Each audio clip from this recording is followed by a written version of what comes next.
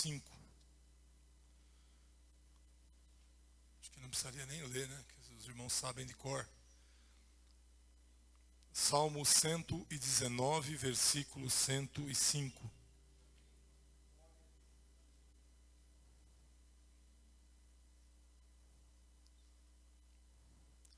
Lâmpada para os meus pés é a tua palavra e luz para os meus caminhos. Mais uma vez.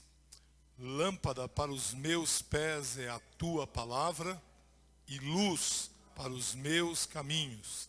E a última vez, lâmpada para os meus pés é a tua palavra e luz para os meus caminhos. Por gentileza, queiram assentar-se.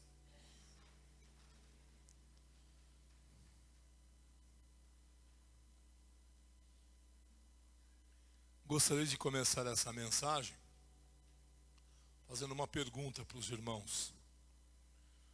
O que é que os irmãos sentem quando leem esse texto? Qual é o tipo de entendimento que você tem quando você lê esse texto? Lâmpada para os meus pés é a tua palavra e luz para os meus caminhos. O que é que vem na sua mente? O que é que você pensa?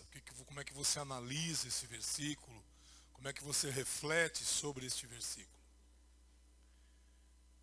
Esse versículo tem algumas particularidades que eu gostaria de compartilhar com vocês como uma introdução a essa mensagem. A primeira coisa que me saltou aos olhos nesta manhã a respeito deste versículo é que ele tem uma lógica. Tem uma lógica interessante. É uma lógica que vai da abordagem do que é menor para o que é maior. Porque Deus, a despeito do que muita gente pensa, Deus é um ser extremamente lógico. A diferença é que a lógica de Deus não é igual a do homem, mas Deus é um ser lógico. E aqui tem uma lógica de Deus. Ele aborda neste texto com essa maneira. Ele vai do que é menor para o que é maior. Por exemplo, ele fala aqui para nós em lâmpada e ele fala aqui para nós em luz. Lâmpada é o menor, luz é o maior. Concorda comigo ou não? Ele aborda aqui em pés e ele fala também em caminhos. É claro que pés é a menor porção e caminhos é a maior porção. Então essa é a lógica deste versículo. E essa lógica não é por acaso, ela tem muito a ver com a vida da gente. Uma outra particularidade que esse texto tem é que ele projeta dois tipos de alcance. Ele fala de algo muito perto de nós e de algo muito longe de nós, ou mais longe de nós. O que é perto de nós? São os nossos pés. O que é longe de nós? São os caminhos que nós vamos trilhar. Dá para perceber isso no texto, não dá? O que tem isso a ver? Você vai ver já já. Vai acompanhando e vai guardando. Esse texto também, ele tem uma terceira particularidade, porque ele projeta dois cenários. Ele projeta o cenário individual, lâmpada para os meus pés, e ele projeta um cenário mais amplo, que vai além do individual. E quando ele diz que, além de lâmpada para os meus pés, a tua palavra é luz para os meus caminhos. Uma amplitude bem maior. E por último, a quarta particularidade desse texto é que, tanto no nível individual, tanto no nível mais perto ou mais longe, tanto no aspecto do menor para o maior, esse texto tem um alicerce só. É a palavra de Deus. Fiquei pensando nesse texto hoje pela manhã, pela bondade de Deus. E a aplicação desse texto, irmãos, ela é muito simples. E absolutamente direta. Por quê? Porque a mesma palavra que ilumina a gente numa dimensão individual, os meus pés, é a mesma palavra que nos ilumina em todas as demais dimensões da vida, os caminhos. Os diversos caminhos através dos quais eu vou percorrer e você vai viver. E por que você está dizendo tudo isso? Porque, irmãos, como é que eu vou dizer isso para vocês? Mas eu tenho dificuldade para entender, né, essa vida cristã, que é uma busca constante de solução de problema. Eu tenho dificuldade de entender isso como vida cristã. Porque esse texto me diz algo maravilhoso. E mais do que ser maravilhoso, esse texto me diz o contrário disso. Ué, se a palavra de Deus é lâmpada para os meus pés, se ela ilumina a minha vida individualmente, e se ela é luz para os meus caminhos, ilumina tudo aquilo que eu vou fazer, faz sentido eu viver semana após semana, mês após mês, ano após ano, indo em busca de solução de problema? Tem alguma coisa aí que não bate. Ou a palavra de Deus é mentirosa, ou o jeito que eu estou vivendo está com algum problema. Como a palavra de Deus nunca foi, nunca será, jamais mentirosa, porque ela é a verdade, o próprio Jesus disse isso. Se ninguém tivesse dito, João 17:17 bastava. Santifica-os na verdade, a tua palavra é a verdade. Só a palavra de Jesus bastava. Então, como a palavra do Senhor não é mentira, então tem algum problema no jeito que eu estou vivendo. Porque se ela é lâmpada para os meus pés, e se ela é luz para os meus caminhos, não faz sentido essa vida de gangorra. Um dia eu estou lá embaixo, um dia eu estou lá em cima. Um dia eu estou lá embaixo, um dia eu estou lá em cima. Não faz sentido. Uma igreja se resumir numa busca contínua de solucionar o problema daqui, dali, daquele outro, não faz sentido. Uma vida cristã que é calcada, que é baseada em solução de problema. Porque quando você quer evitar alguma coisa, o que é que você faz? Qual é a melhor maneira que a gente tem para evitar alguma coisa que nos prejudica? Que nos prejudique. Pense. Eu sou diabético. Se eu quiser passar a noite hoje no hospital tomando insulina, o que eu faço? Saio daqui e entro na primeira doceria e como todos os doces que eu vi lá. E vontade para isso não vai faltar. Como é que eu faço para evitar os problemas da diabetes? Eu me previno. Qual é a melhor maneira de evitar problema? A prevenção. Não é assim? Você já deve ter trabalhado em empresa que um dia lá disseram, olha, semana que vem vai ter treinamento de incêndio. Então um dia lá a empresa para e eles fazem uma simulação de um incêndio. O que é que eles estão fazendo? Prevenção. Você vai lá no médico, o médico fala, você fala, você só está bem? Estou bem, doutor, graças a Deus, está tudo bem. Tá, mas vamos fazer uns examezinhos aqui para a gente ver.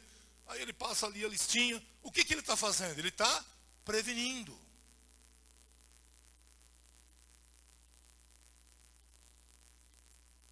E assim vai para N situações da vida, várias. Se eu quero evitar problema, eu tenho que me prevenir disso. Eu tenho que me prevenir daquilo que provoca o problema. Amém, queridos? E eu acho que é isso que esse salmo está querendo ensinar para nós. Porque o recurso para a prevenção está aí. Qual é o recurso para prevenir a gente de problema? A palavra, está aqui, ó. Ela é lâmpada para os meus pés, ela é luz para os meus caminhos. Você sabe que caminhos na Bíblia tem a ver com decisões, tem a ver com atitudes, tem a ver com desafios, tem a ver com tudo aquilo que de novo, de mais amplo vai acontecer ou acontece com a gente.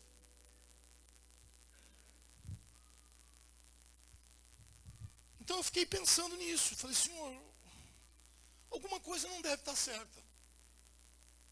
E talvez você vai pensar, mas o senhor vive achando que está tudo errado. Eu não sei se eu vivo achando ou se de fato está. Porque a coisa mais rara que eu vejo nesses dias é um crente dar um testemunho, eu não digo de vitória somente aquelas estonteantes, mas aquela coisa de dizer assim, rapaz, em Cristo Jesus eu estou satisfeito. Eu não vejo gente falar isso. Estou com um problema aqui, estou com um problema ali, estou com um problema lá, o casamento, a vida financeira, a vida profissional, a vida na igreja, ninguém tem comunhão com ninguém, lá na família, não sei. É um mar de problema. Mas não está escrito que ela é lâmpada para os nossos pés? Não está escrito que ela é luz para os nossos caminhos? Então por que tanto problema? E aí vem aqueles que têm aquelas soluções mágicas, simples e rápidas da vida e dizem assim, porque a vida é assim. A vida pode ser assim, mas a vida em Cristo é diferente desse conceito de vida que muita gente tem. Então eu queria pensar com você em algumas dimensões da vida, em algumas áreas da vida, que se nós aplicássemos a palavra de Deus, os problemas não aconteceriam. Ou pelo menos 90% deles acabariam. E eu queria começar, se você estiver me entendendo, primeiro na dimensão individual. Na sua vida individual, independente se você é casado, é solteiro, é pai, é filho, individualmente. A Bíblia nos mostra que uma das formas de evitar problema é entender que a vida precisa ser sustentada. E como é que eu sustento a vida, pastor? Vou ler uns textos para vocês, se vocês me permitirem. E o primeiro e mais importante texto, que é lâmpada, que é luz, para que eu não tenha problemas de sustentação na minha vida, e quando eu falo sustentação, eu estou absurdamente generalizando, é Mateus capítulo 22, versículo 36. Quando alguém perguntou para Jesus, mestre, qual é o grande mandamento na lei? Respondeu-lhe Jesus, amarás o Senhor teu Deus de todo o teu coração, de toda a tua alma e de todo o teu entendimento. A vida começa aqui. O maior alicerce da vida da gente é esse. Não é o dinheiro. Não são os benefícios que ele traz. É amar a Deus. Você quer ter uma vida alicerçada, sustentada, de maneira que você não viva correndo o tempo todo de resolver probleminha disso, probleminha daquilo? Comece por aqui. Ame a Deus acima de todas as coisas. Acima de todo o teu coração, de toda a tua alma e de todo o teu entendimento. Ame a Deus. Tem gente que não entende isso. Tem gente que não entende que a maior, ou a mais profunda maneira de evitar problema, seja ele qual for, é amando a Deus. Mas amando a Deus deste jeito, de todo o teu coração, de toda a tua alma e de todo o teu entendimento. Não tem ninguém maior do que Deus na minha vida nem na tua.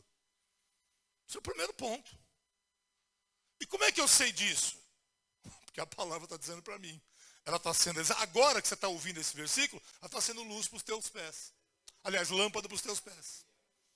Ela está dizendo para mim e para você, olha, está iluminando aqui, ó. Puf, acendeu aqui uma lâmpada na cabeça da gente. Ame a Deus sobre todas as coisas. E você vai evitar muito problema. Você vai viver bem. A palavra que faz isso. Ah, mas eu já sei isso de cor. Né? Mas a questão não é saber de cor. A questão é aprender, é crer, é obedecer. Pastor, mas como é que eu vou provar para Deus que eu o amo? Não o troque por nada nem por ninguém. Pronto. Deus vai olhar e vai falar, olha lá o Marcos. Puxa, o Marcos tinha tudo para me trocar por aquela situação e ele não me trocou. O Marcos me ama.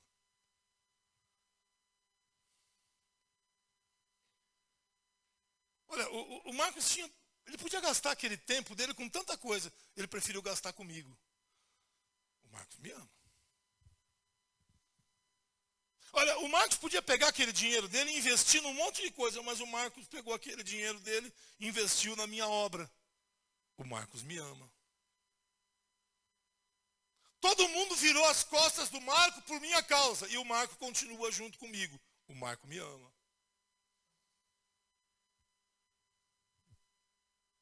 Lâmpada para os teus pés. Se você crê nisso, se você obedecer isso, se você viver isso, meu filho, quase todos os problemas da tua vida vão embora. Amar a Deus. Parece brincadeira ter que pregar isso, mas é verdade. Amar a Deus sobre todas as coisas. Quer ver outra coisa? Que esse texto fala. A lâmpada, ela vem para nos ajudar na sustentação do nosso convívio com pessoas. Porque a gente convive com pessoas, não é verdade? Eu não convivo com gato, com cachorro. Eu não falo com gato, com cachorro. Eu convivo com pessoas. E você também. Aqui diz. Olha a lâmpada para os nossos pés. Ai, como é que eu convivo com as pessoas nesse tempo difícil? Bababá. Vamos lá. Está escrito. Versículo 39. Amarás o teu próximo como a ti mesmo. Você quer conviver bem com as pessoas? Você quer desfrutar de relacionamentos saudáveis, sadios e abençoados? Ame-as como a si mesmo. Por favor, se alguém disser para mim que isso é teoria, eu fecho a minha Bíblia e vou embora agora. Eu vou embora agora.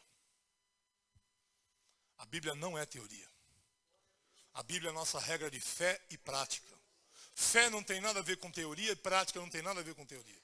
A Bíblia é viva. A Bíblia é a verdade de Deus. Quer viver bem na sua família? Quer viver bem aqui na igreja? Quer viver bem no seu local de trabalho? Quer conviver? Olha, a lâmpada aqui, ó, iluminando de novo. Ame o teu próximo como a ti mesmo.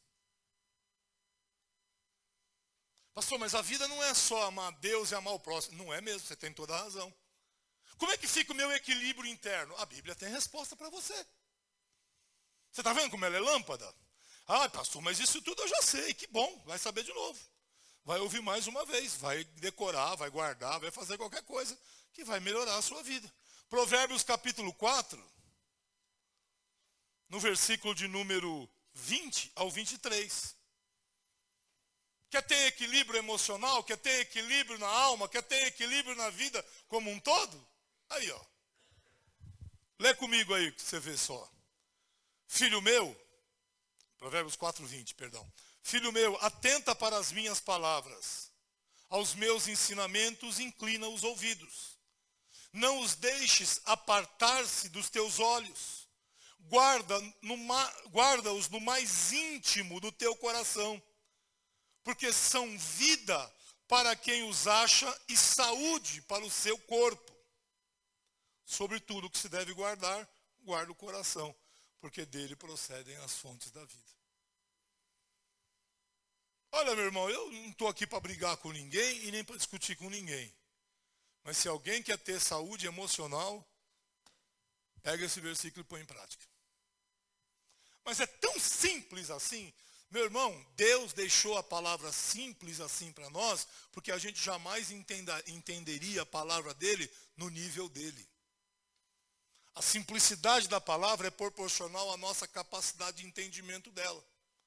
Então você quer ter um equilíbrio emocional, você quer viver bem emocionalmente, você quer viver com a sua mente em paz, com o seu coração em paz? Ótimo, guarde, sobre tudo que se deve guardar, guarde o coração. Porque dele procedem as fontes da vida. Sabe o que a gente mais faz? É expor os nossos corações a todo tipo de risco desnecessário.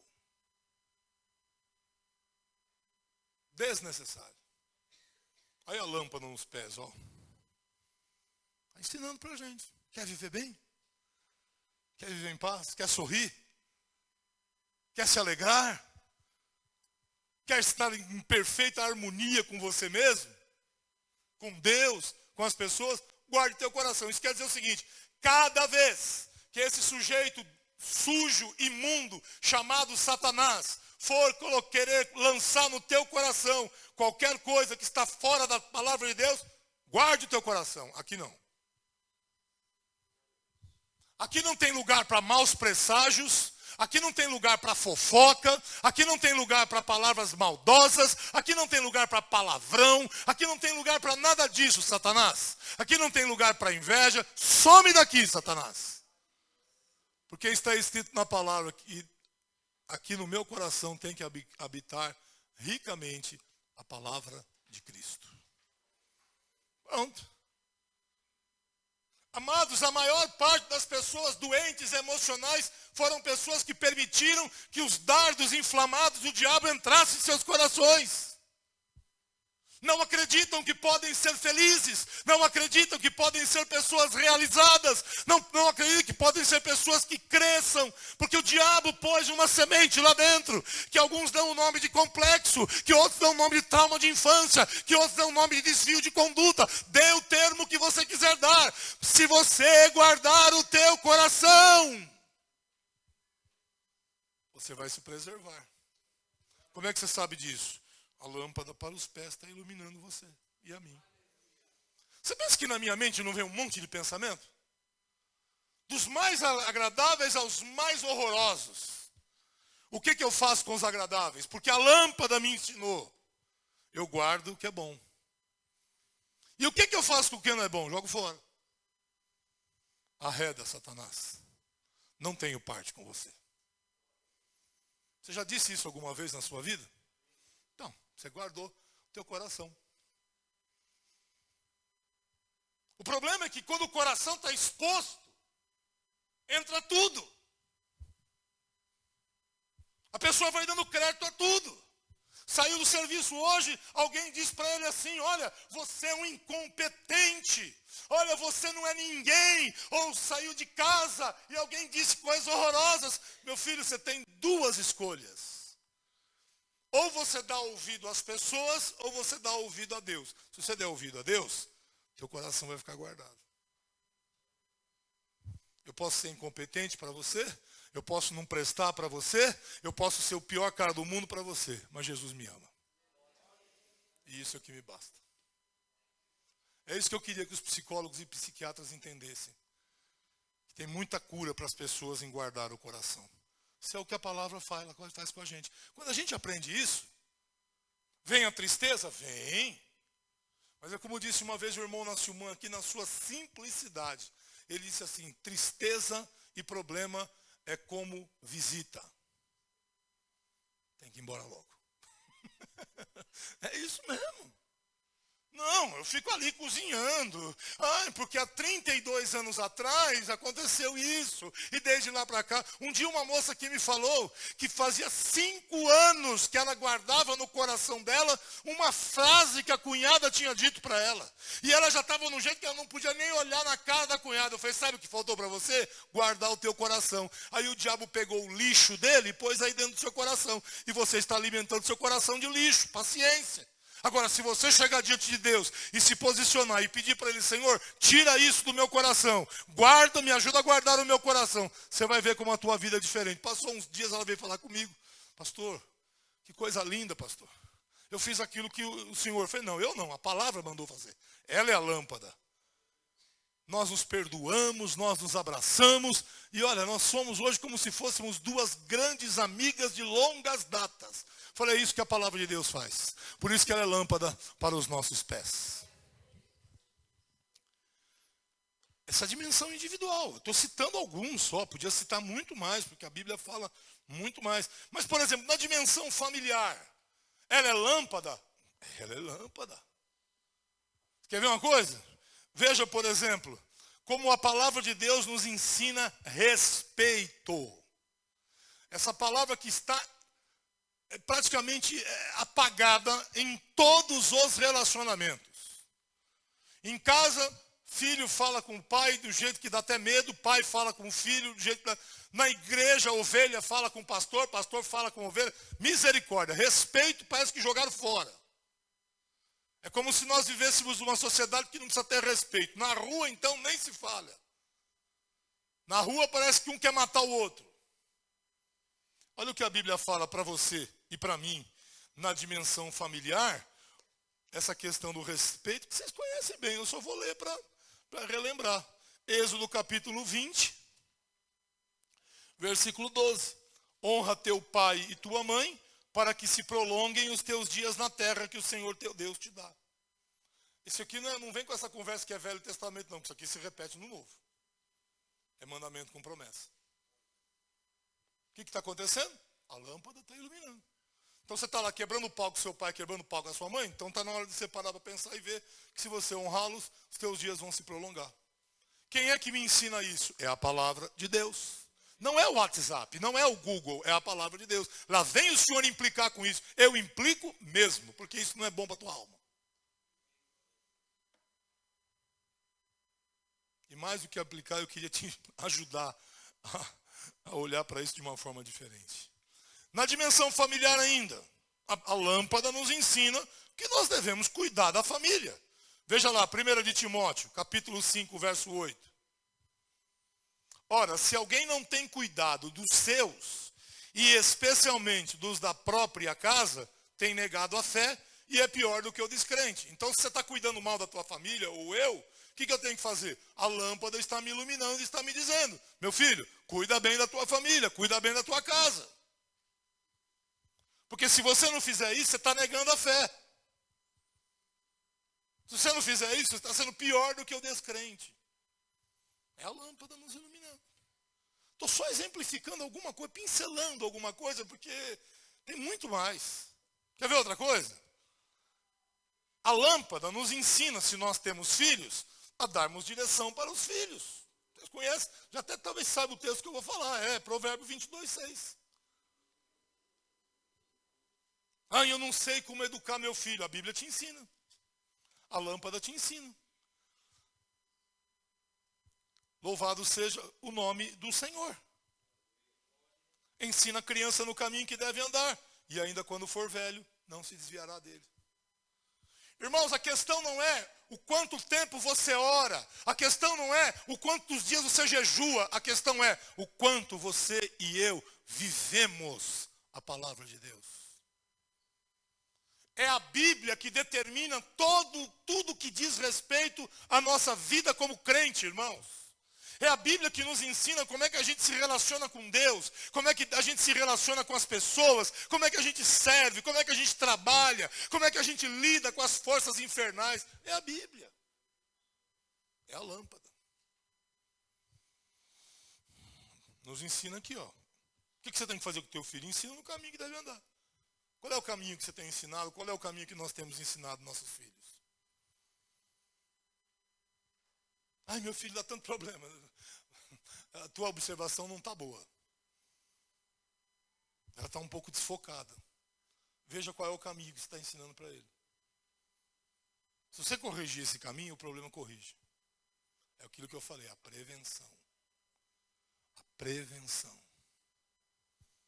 É que a gente acha, irmãos, que fazendo sempre as coisas do mesmo jeito, errado, a gente acha que uma hora vai dar certo. Tem gente que ainda fala assim, na teimosia vou fazer dar certo. Irmãos, isso é impossível, porque a Bíblia diz que aquilo que o homem semear é o que ele vai colher. Não tem jeito. Quer ver mais um pouquinho? Desculpe, até avançar um pouquinho mais. Na dimensão devocional, por exemplo. Lá em 2 de Pedro, se você puder abrir a sua Bíblia comigo, seria bom. No capítulo de número 3, no versículo 17 e 18, Pedro diz assim, vós, pois, amados, prevenidos como estáis de antemão, acautelai-vos.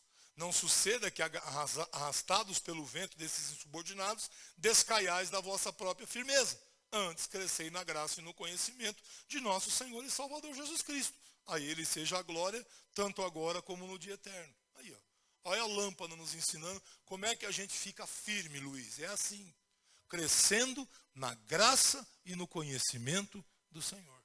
Agora eu pergunto para você, Tem como alguém ficar firme se passa a semana inteira e não tem um momento com a Bíblia, não tem um momento de oração, só no culto e olha lá? Não tem. Não tem. Ah, por que o irmão lá não está vindo tanto? Por que a irmã lá saiu? Dá uma olhada no devocional dele.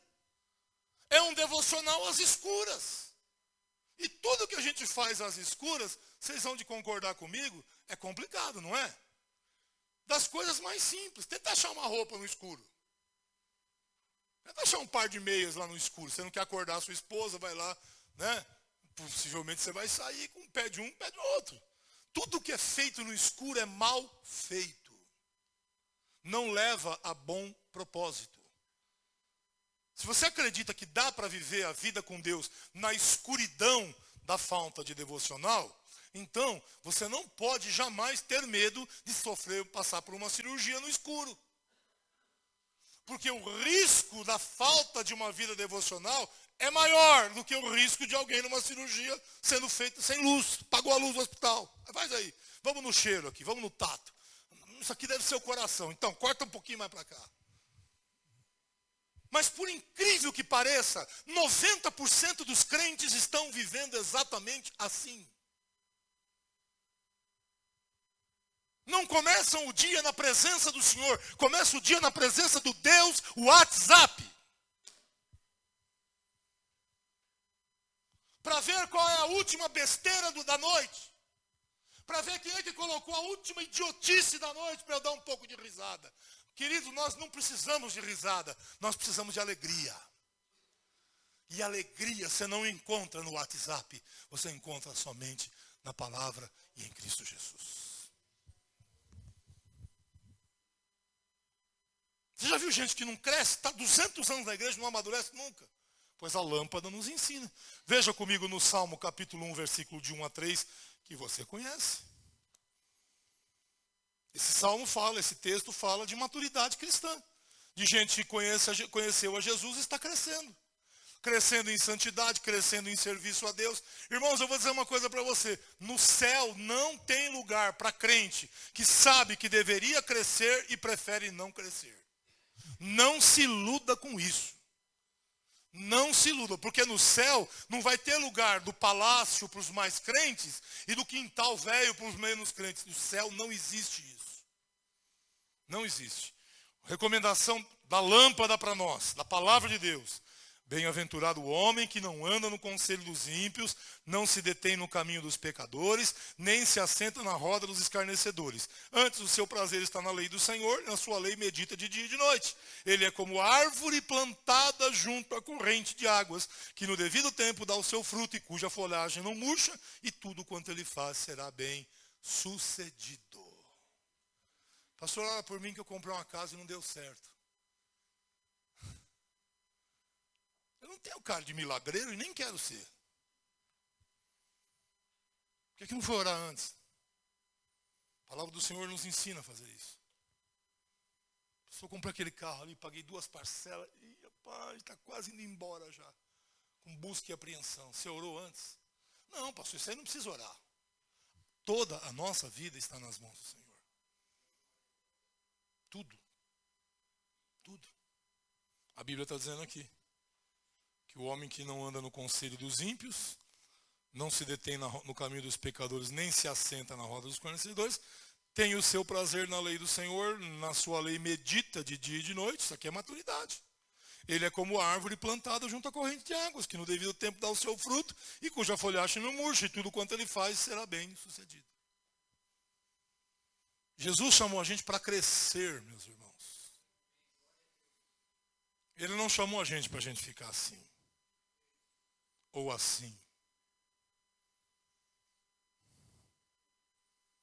Eu fico olhando para as fotos dos meus netinhos, de meses atrás, e eu olho e falo, não são mais os mesmos. Porque eles estão crescendo. O semblante está mudando. Eles já estão andando, já estão falando algumas palavras. A vida cristã é assim também.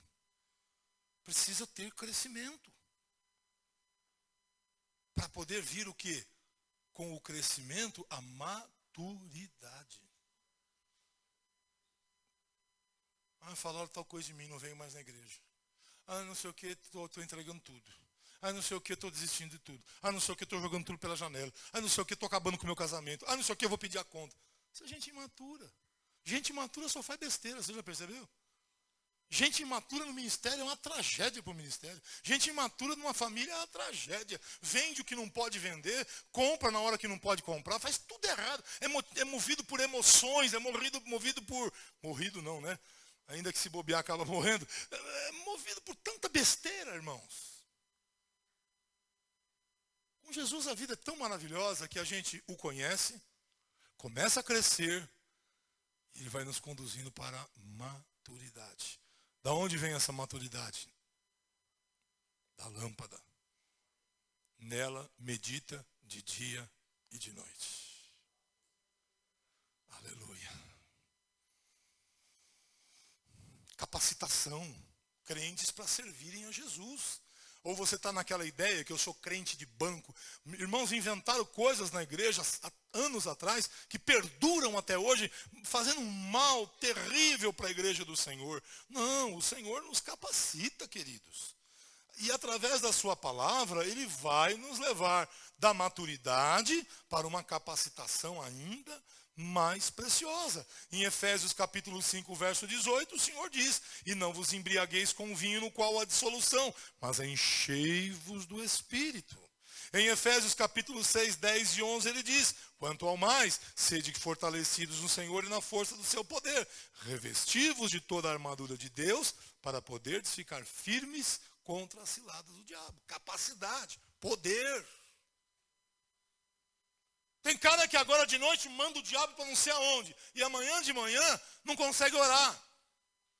Pastor, estou sentindo um peso aqui, que eu não sei o que está acontecendo comigo. Sabe, hoje Deus falou, Deus mostrou, amanhã cedo. E aí, meu irmão, o que você tem hoje da Bíblia para a gente conversar? Não, rapaz, estou tão mal hoje, não sei o que está acontecendo comigo. Isso é falta de poder. Não, eu estou trabalhando aqui nesse ministério, pastor, mas não vai para frente, nem vem para trás. Quer saber, eu vou desistir. Isso é falta de poder. A lâmpada nos ensina. Se encha do Espírito Santo. Todo crente. Você, inclusive, que está dizendo agora que não é isso para você. Você, principalmente, precisa. Eu preciso demais. Ser cheio do Espírito Santo. Me fortalecer no Senhor e na força do seu poder. Me revestir de toda a armadura de Deus. Irmãos, os problemas vão sumir. É isso, pastor. Os problemas vão sumir, porque eu estou falando de um Deus que é fiel.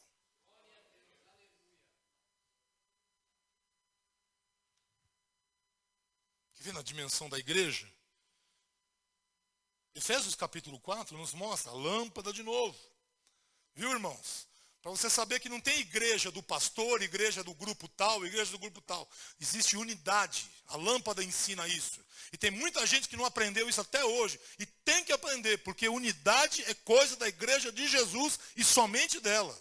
Efésios capítulo de número 4 nos fala essa palavra maravilhosa que nós já meditamos aqui em outras oportunidades. Rogo-vos, pois eu, o prisioneiro no Senhor, que andeis de modo digno da vocação a que fostes chamados, com toda humildade e mansidão, com longanimidade, suportando-vos uns aos outros em amor, esforçando-vos diligentemente por preservar a unidade do Espírito no vínculo da paz. Quer viver bem na igreja?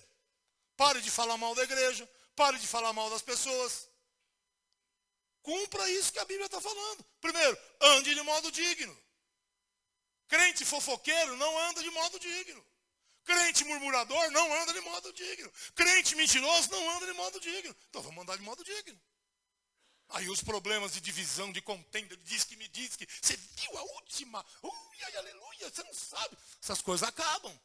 Porque a lâmpada, ela começa a iluminar a vida de cada um e ela começa a iluminar os caminhos da igreja. Tá aí, ó. Tem tudo para nós. Quer ver? Quer viver bem congregacionalmente?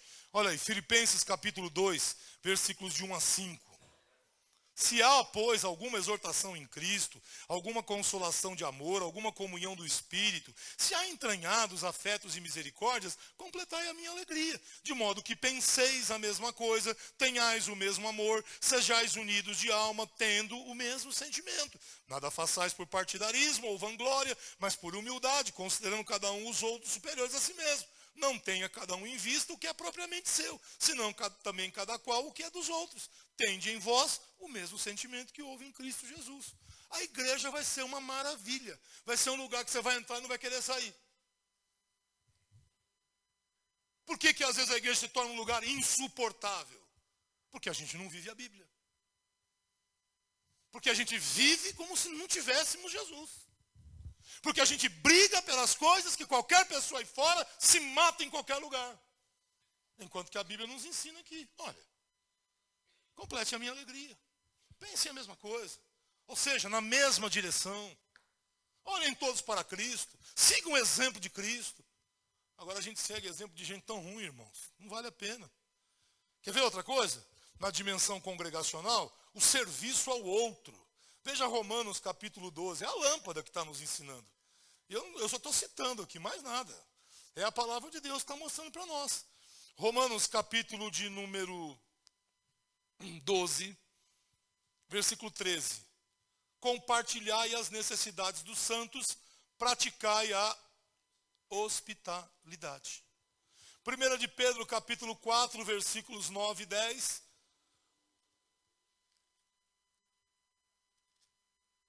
Se você não está com dificuldade, vai acompanhando. Depois essa gravação vai ser colocada no grupo da igreja. Sede mutuamente hospitaleiros, sem murmuração. Servi uns aos outros, cada um conforme o dom que recebeu, como bons dispenseiros da multiforme graça de Deus. Se tiver isso na igreja, não tem invejinha, não tem briguinha, por coisas tão pequenas como nós estamos vendo hoje em dia. Coisas pequenas, irmãos. Coisas que não servem para nada, a não ser para prejudicar o andamento da vida da igreja, para prejudicar a vida dos irmãos. Pratica isso. Em vez de você ficar reclamando, por que não foram levar a irmã, que é isso, que é aquilo, por que você não pôs a irmã dentro do seu carro e não levou? Você vai estar praticando o quê? A hospitalidade. Pronto. Resolveu o problema. É a palavra. É a lâmpada. É a luz. Amém? Olha o serviço a Deus. Mas a lâmpada nos orienta, nos ensina no serviço a Deus. 1 de Coríntios capítulo 15. Versículo 17, versículos 57 e 58. Graças a Deus que nos dá a vitória por intermédio de nosso Senhor Jesus Cristo. Portanto, meus amados irmãos, sede firmes, inabaláveis e sempre abundantes na obra do Senhor, sabendo que no Senhor o vosso trabalho não é vão.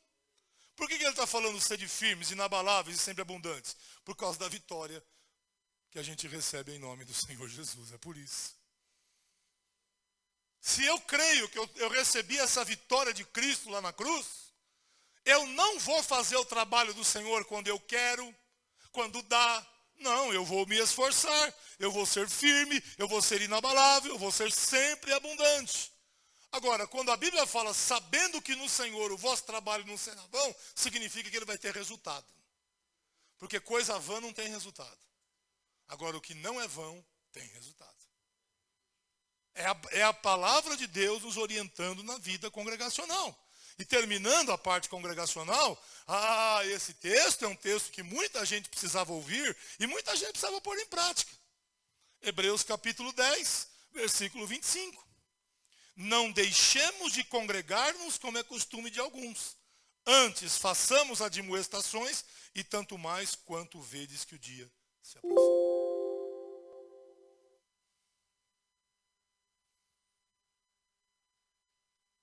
Quando eu estou aqui falando para vocês, não percam cultos, não faltem, venham, são apenas 3 cultos por semana.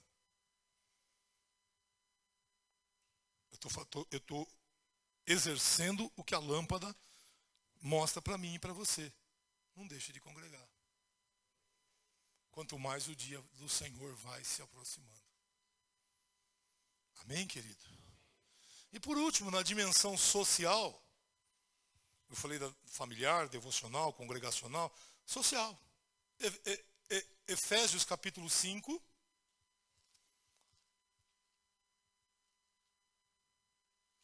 Tudo isso se a gente viver.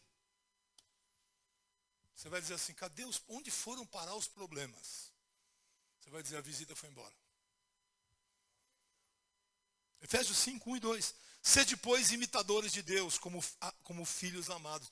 Sabe o que a gente está fazendo? A gente está imitando o mundo, em vez de imitar Deus. Sede, pois, imitadores de Deus, como filhos amados. E andai em amor, como também Cristo nos amou, e se entregou a si mesmo por nós, como oferta e sacrifício a Deus em aroma suave. Quer ter um bom testemunho lá fora? A nossa vida tem que refletir Jesus. A gente tem que viver em amor. O cara vai lá, abastece o carro no posto de gasolina, diz que vai pagar na semana que vem, não paga. Quando ele vai lá, o cara cobra, ele quebra o pau pro cara. E a Bíblia está em cima do negócio do carro, assim. Maravilha, né? Aí o cara pega e dá um tiro nele, a mulher, foi o diabo. Não foi o diabo, não. Foi a desonestidade do teu marido que provocou isso. Se ele não fosse desonesto, isso não tinha acontecido. Se ele fosse imitador de Deus, isso não tinha acontecido. Queridos. Por isso que eu falo, o que nós estamos chamando de problema, a gente deveria dar um outro nome. Deveria darmos o nome de desobediência declarada e assumida à palavra de Deus. Aí não tem como dar certo mesmo. Não tem. Quer ver outro texto? Efésios capítulo 5, versículo 22, o testemunho familiar. Eu não sei porque que a minha filha não vem mais na igreja, o meu filho não quer saber do evangelho. Então vamos ler alguns textos aí que você vai perceber a resposta. Aonde que poderia prevenir o problema? As mulheres sejam submissas ao seu próprio marido como ao Senhor. Versículo 28. Assim também os maridos devem amar a sua mulher como ao próprio corpo. Quem ama sua esposa a si mesmo se ama. Capítulo 6, versículo 1. Filhos, obedecei a vossos pais no Senhor, pois isto é justo. Versículo 4. E vós pais, não provoqueis vossos filhos a ira, mas criai-os na disciplina e na admoestação do Senhor. Aí, ó. É difícil uma família que vive assim, ficar tendo esses problemas que nós estamos vendo hoje acontecer dentro das famílias cristãs. Testemunhe nos negócios dessa vida. Veja Colossenses capítulo 4. Só estou dando uns flashes da lâmpada aí, ó. Da luz para nós, para mim e para você. Colossenses capítulo 4, versículo 5. Portai-vos com sabedoria para com os que são de fora. Aproveitai as oportunidades. A vossa palavra seja sempre agradável, temperada com sal, para saberdes como deveis responder a cada um. Tem pessoas que acham que cometendo os mesmos pecados que as pessoas que estão lá fora cometem, elas estão sendo agradáveis. Elas não estão sendo agradáveis. Você está sendo desobediente a Deus. O que a Bíblia fala em ser agradável é você mostrar o seu testemunho de uma forma equilibrada, consciente, que reflita a presença de Jesus na tua vida. 1 de Tessalonicenses, capítulo 4, de 9 a 12, o texto diz, no tocante ao amor fraternal, não há necessidade que eu vos escreva, porquanto vós mesmos estáis por Deus instruídos que deveis amar-vos uns aos outros. Amar. Não é se aproveitar quando eu preciso de alguma coisa, depois eu chuto. É amar. Amar-vos uns aos outros. E na verdade estáis praticando isso, mesmo para com todos os irmãos em toda a Macedônia. Contudo, vos exortamos, irmãos, a progredirdes cada vez mais. Veja, não dá uma ideia de estagnação, de andar para trás, de se misturar com o mundo. É de progredir, é de progresso, é de crescimento. E a diligenciardes por viver tranquilamente, cuidar do que é vosso e trabalhar com as próprias mãos como vos ordenamos. De modo que vos porteis com dignidade para com os de fora, e de nada venhais a precisar. A lâmpada ensina tudo. A lâmpada mostra tudo. Não tem nada que a gente fale assim, não, tal área da minha vida acontece e não tem respaldo bíblico. Tem respaldo para toda a nossa vida. Na verdade, querido, todas as situações que hoje nos são prejudiciais, que hoje nós chamamos de problema, de luta, de não sei o quê, elas decorrem de uma mesma causa. A gente deixou a palavra de Deus de lado. Para viver do jeito da gente. Aí, meu filho, você vai ter que procurar segunda-feira uma igreja que resolva problema familiar, terça-feira uma igreja que resolva problema conjugal, quarta-feira que resolva problema financeiro, quinta-feira que resolva problema de congregacional. Você vai ter que procurar ficar o tempo todo correndo atrás, em vários horários do dia, atrás de solução para o teu problema. E vou dizer uma coisa, Deus abençoa, mas você recebe a bênção aqui, aquele problema para, daqui a pouco começa outro. Por quê? Porque está faltando a Bíblia ser lâmpada para os nossos pés e luz para os nossos caminhos. A Bíblia me dirigir nas minhas questões pessoais e em todas as demais questões da minha vida. Agora, como é que a Bíblia vai me dirigir se eu nem quero conhecê-la? Isso aqui é chato. Vai. Acho o que fazer. Não. Aqui não é uma questão de achar o que fazer. Aqui é uma questão de você zelar da tua eternidade e eu da minha. Precisamos conhecê-la, para isso está aqui a igreja, para te ensinar a palavra. O papel da igreja para aí. Ela ensinou a palavra para você, para mim. Agora o que eu tenho que fazer? Orar ao Senhor. Senhor, eu aprendi hoje essa palavra, me ajuda a obedecê-la, Senhor.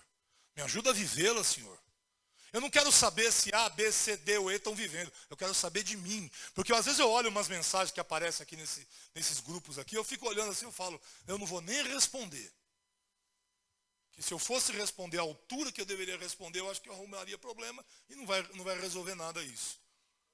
Mas é um tal de olhar, mas você está vivendo, a Bíblia não está pedindo para você olhar para a vida de ninguém. A Bíblia está pedindo para eu olhar para a minha vida. Para você olhar para a tua vida. A Bíblia é um espelho da minha alma. A Bíblia pode tanto mostrar como está a minha alma no aspecto positivo, como no aspecto negativo. Mas o problema é que a gente não quer conhecer. Alguns acham que conhecem tudo. Ora, a palavra de Deus ela é viva e eficaz. Se eu conheço tudo, esse tudo devia fazer efeito na minha vida. Principalmente no meu testemunho. Percebe, queridos? Não tem, Luiz. Não vai procurar revelação em lugar nenhum, meu filho. Porque a revelação está aqui. Ó. Não, eu quero um irmão que vai na minha casa orar todo dia. Não adianta, eu posso ir na sua casa orar de manhã, de tarde, de noite. Eu posso passar o dia inteiro na tua casa. Posso mudar para a tua casa. Que não vai resolver nada se você não aprender, não crer e não obedecer. Vocês podem fazer culto de oração todo dia na minha casa. Vocês podem ir lá pelo primeiro horário do dia, 6 horas da manhã. Ô pastor, acorda aí, viemos orar com o irmão. Ô meu irmão, entra aí, vamos lá orar. Pastor, meio-dia, viemos orar com o irmão. Vem, meu irmão, vamos orar. Meia-noite, vem orar comigo. Vem, meu irmão, vem orar. Eu vou gostar muito da presença de vocês.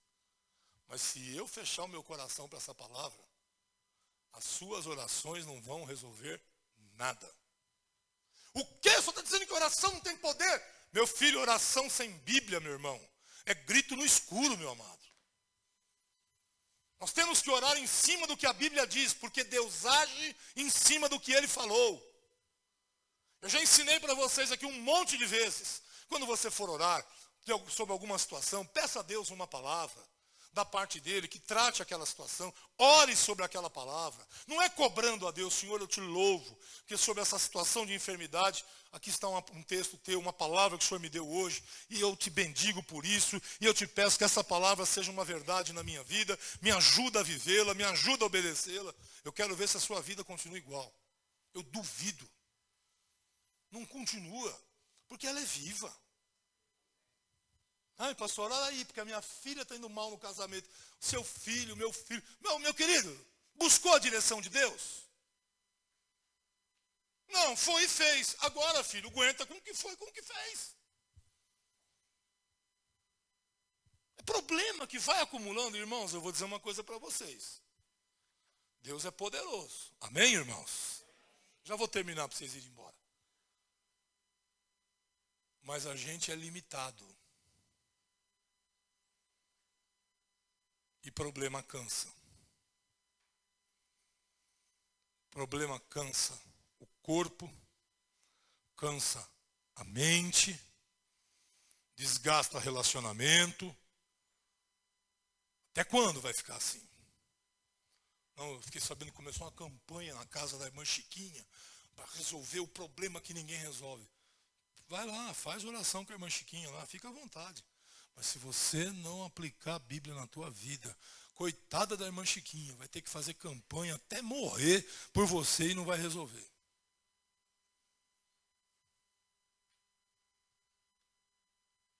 Eu estava estudando hoje a vida de Josué. Aliás, desde ontem eu estava estudando a vida dele. Uma coisa que eu acho fantástica em Josué. Tudo que ele pedia para o povo era uma coisa só. Que ouvissem a voz do Senhor. Só isso, irmão Antônio. Meu querido irmão, eu fiquei pensando, foi a mesma coisa que Deus pediu para ele. E olha a obediência desse homem. Ele pediu, nos últimos momentos de vida, pouco antes de morrer, ele renova a aliança com o povo e pede para o povo tão somente isso, que obedeçam a palavra de Deus. Vocês sabem quantos reis Josué venceu? 31 reis. Josué passou pelo Mar Vermelho e Josué passou pelo Rio Jordão.